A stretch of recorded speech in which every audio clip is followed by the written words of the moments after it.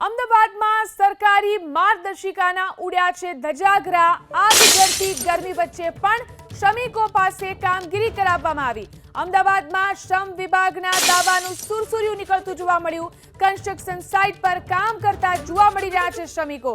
45 degree તાપમાનની અંદર પણ મજૂરી કરવા માટે શ્રમિકો મજબૂર બન્યા। આકરા તાપમાં પણ શ્રમિકો મજબૂરીમાં કામ કરી રહ્યા છે।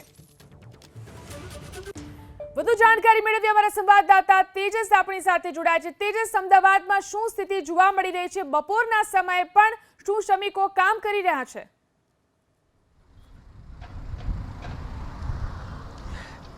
ઝીલન, જે રીતે હવામાન વિભાગની આગાહી છે આજનો અને આવતીકાલનો, આમ 2 દિવસનું રેડ એલર્ટ ને ત્યારબાદના લગભગ બીજા અઠવાડિયા સુધી ઓરેન્જ એલર્ટ જેવી સ્થિતિનું જે હવામાન વિભાગની આગાહી છે। અત્યારે રસ્તો તમે જોઈ શકો છો, આખો રસ્તો સુમસામ હોય તે પ્રકારના દ્રશ્યો સામે આવી રહ્યા છે। એકલ દોકલ વાહનો છે તે અહીંયાથી પસાર થઈ રહ્યા છે, પરંતુ જે શ્રમિકો છે તે આવી ભર ગરમીની અંદર હવામાન વિભાગના રેડ એલર્ટ અને આ હીટ વેવની વચ્ચે પણ શ્રમિકો મજૂરી કરવા માટે મજબૂર બન્યા હોય તે પ્રકારના દ્રશ્યો સામે આવી રહ્યા છે।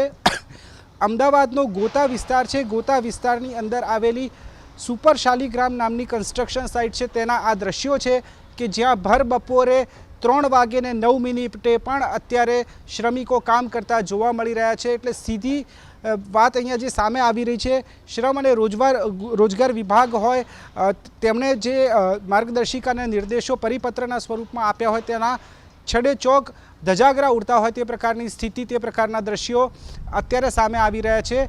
એક બાજુ આખો રસ્તો સુમસામ છે, કારણ કે વગર કારણે કામ વગર બહાર નીકળવું નહીં તે પ્રકારની પણ માર્ગદર્શિકા છે। તેવામાં જે લોકો છે તે મુસાફરી કરવાનું ટાળી રહ્યા છે। બીજી બાજુ જે શ્રમિકો છે તેમની પરિસ્થિતિ દયનીય બની છે। અમીરોની કમાવાની લાયમાં આ શ્રમિકો હાલ મજબૂર છે। પોતાનું જે રીતે શોષણ થઈ રહ્યું છે, ખાસ કરીને આવી ગરમીમાં 45 ડિગ્રી ટેમ્પરેચરની આસપાસમાં પણ તેઓ કામ કરતા જોવા મળી રહ્યા છે। એટલે ક્યાંક ને ક્યાંક જે અત્યારે દ્રશ્યો સામે આવી રહ્યા છે, જે શ્રમ અને રોજગાર વિભાગ છે તેનો પરિપત્ર, બાકી જે સરકારી સૂચનાઓ છે, ખાસ કરીને ગઈકાલે પણ એક સમાચાર સામે આવ્યા હતા કે આવા જે કોન્ટ્રાક્ટર્સ અથવા તો આવા જે ડેવલપર્સ છે તેમની સામે કડક કાર્યવાહી કરવામાં આવશે, પરંતુ સ્થિતિ અહીંયા જે જોવા મળી રહી છે, અત્યારે શ્રમિકો ભર બપોરે પણ કામ કરતા જોવા મળી રહ્યા છે। જી આભાર તેજસ તમામ જાણકારી આપવા માટે।